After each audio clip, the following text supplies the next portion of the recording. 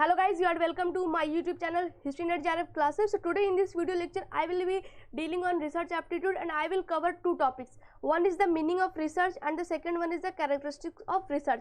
This is lecture 1 of research aptitude. So those who are watching my video for the very first time, please go and subscribe to my channel and press the bell icon. So here I have made the chart on characteristics. It is total 10.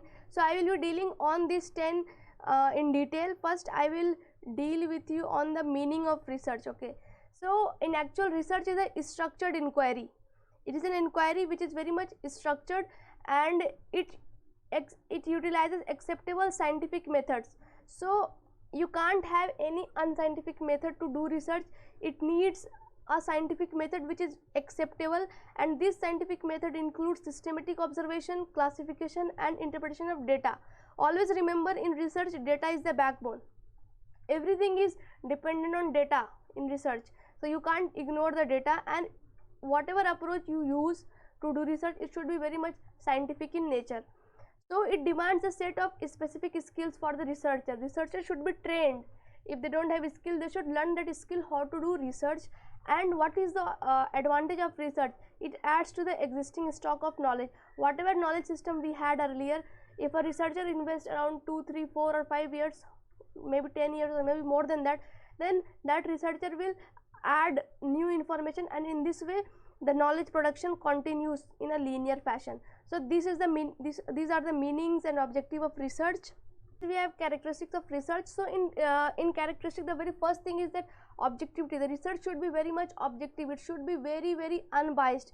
It should be based on scientific method. It should be very much data driven. The result of research, okay, the result of research should not be affected by researchers' personal behavior, his or her personality or their attitude, their ideology. It should not be there. The second one is the reliability. So reliability refers to consistency. Okay, so up to what extent an investigation produces consistent result. For example, you did one research, so you have to verify it again and again by doing the same research under similar condition to check whether the result is research output is same or not. So this is it is very much helpful when you are doing experiments in lab. Okay, so the research is very reliable, and it refers to up to what extent we have the similar or same result when we follow the similar condition and similar process. Okay,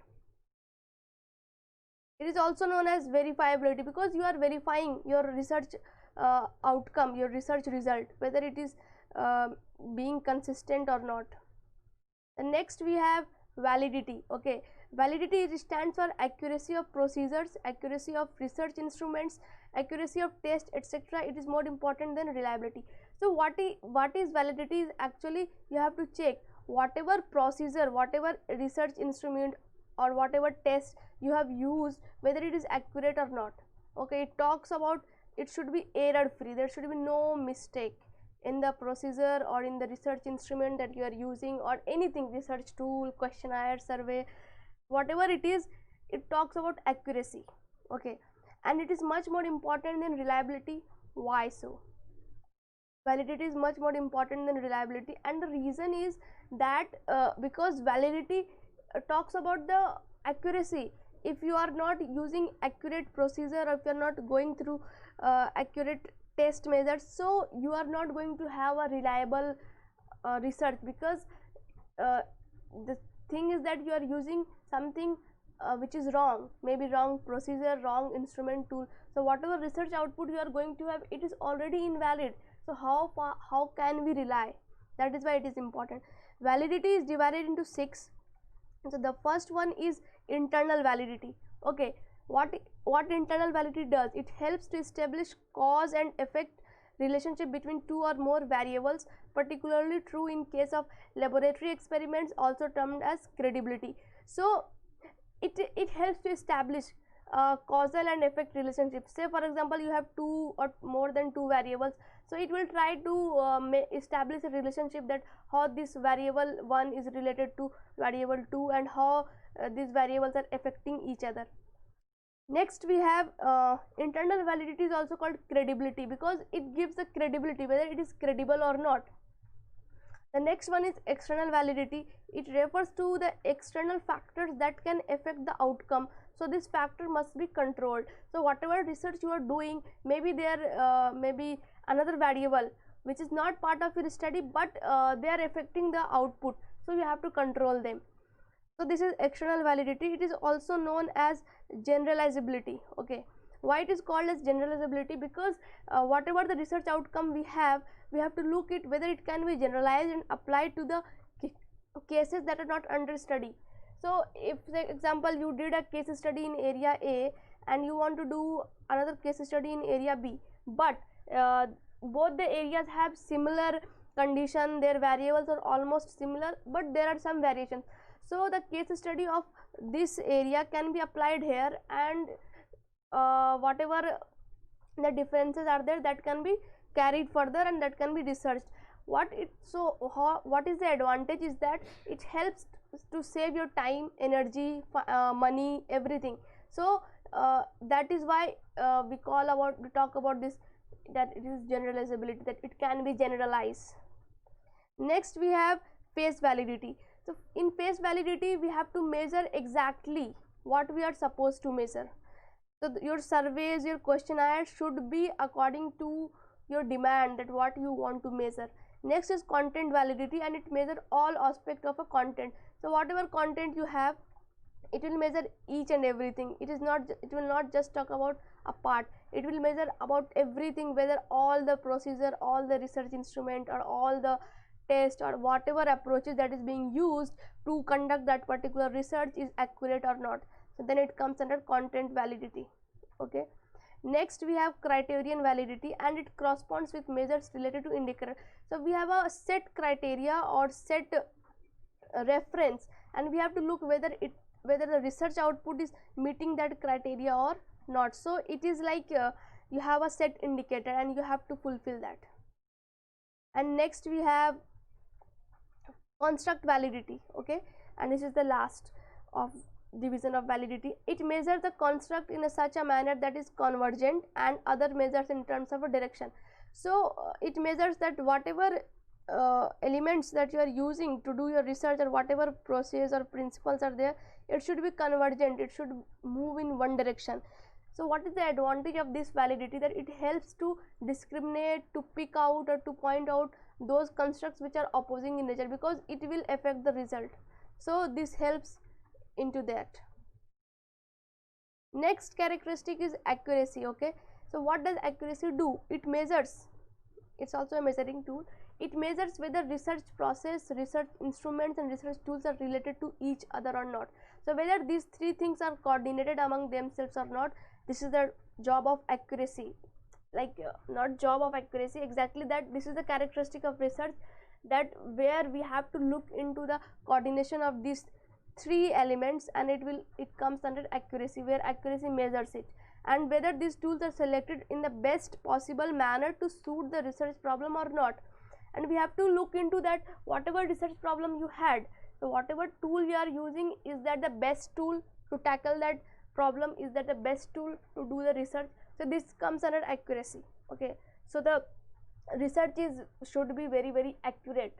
Whatever process, whatever instruments, whatever tools, and whatever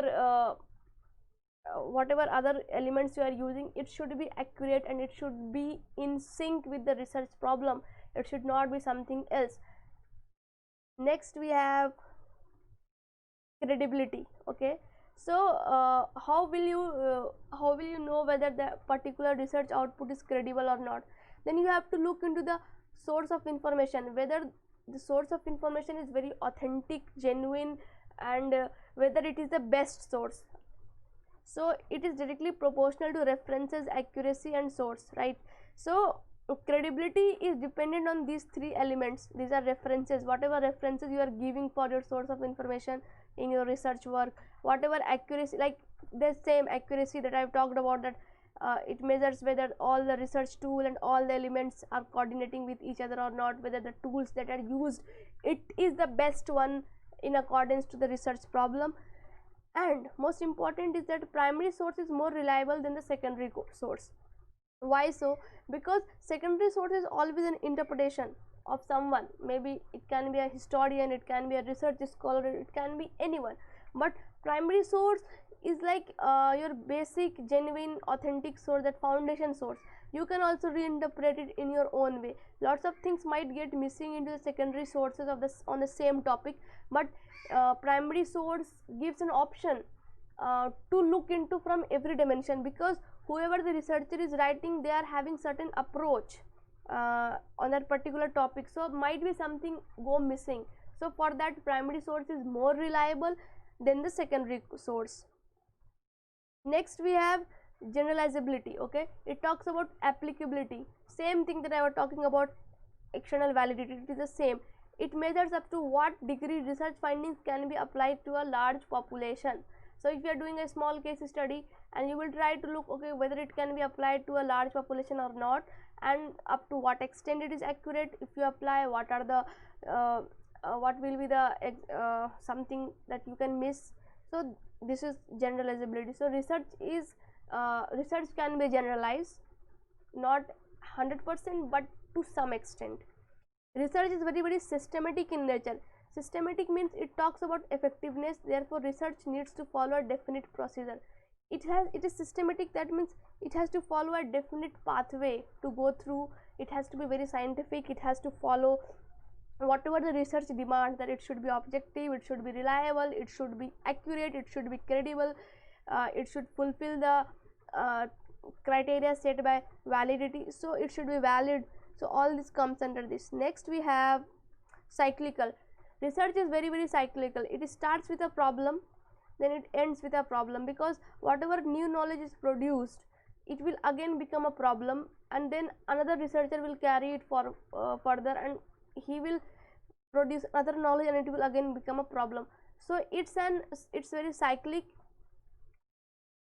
It's an unending process. It keeps on moving. And next one is replicable. Result of research needs to be verified by replicating study.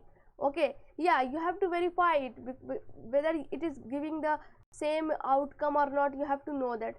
So, and it is very much logical, like it is guided by logical reasoning. You can't have anything absurd, it should be logical. So guys, this was all about today. How you like this video, please comment in the comment box, please let me know through that. And you can follow us on Instagram, you can join us on Telegram, you can follow us on Facebook. Please do like, share and subscribe to my channel. Thank you very much.